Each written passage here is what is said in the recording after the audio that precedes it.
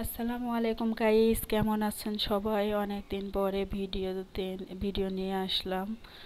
অনেক দিন ধরে ভিডিও করা হয় না। আসলে চারপাশের পরিবেশটা এতটাই খারাপ হয়েছিল যে ভিডিও ছাড়ার কোনো মন মানসিকতা ছিল না।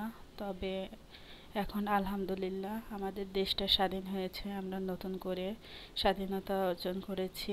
আমাদের ছাত্র ভাইয়েরা জনতা মিলে আমাদের দেশটাকে স্বাধীন করেছে।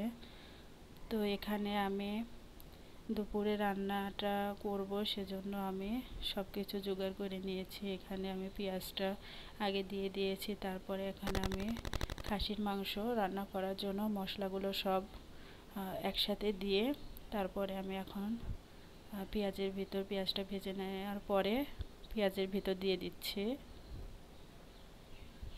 আর মশলাটা ভালোভাবে কষিয়ে নিতে নিতে অন্যদিকে আমি খাসির মাংস রান্নার জন্য আলুটা ভেজে নিচ্ছি। আর এদিকে আমি মাংস মশলাটাও ভালোভাবে কষিয়ে নিচ্ছি। একদিকে আলু ভেজে নিচ্ছি, অন্যদিকে আমি মশলাটাও ভালোভাবে কষিয়ে নিচ্ছি।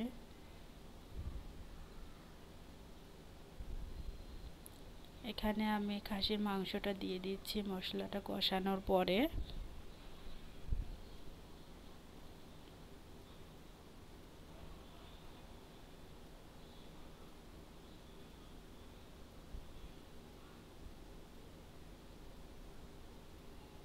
আমি সাধারণত খাসির মাংসটা এভাবেই রান্না করি। এভাবে আমি আস্তে আস্তে কষিয়ে নেব।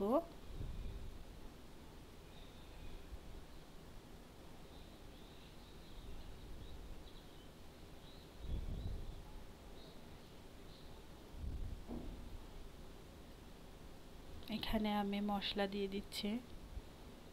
সাদা ফল এলাচ, দারুচিনি,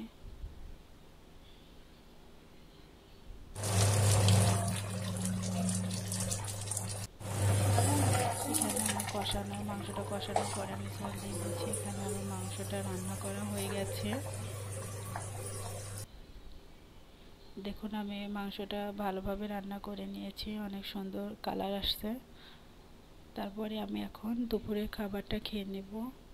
এখানে আমি খাবারটা খাওয়ার জন্য আমি প্লেট সব কিছু নিয়ে নিচ্ছি।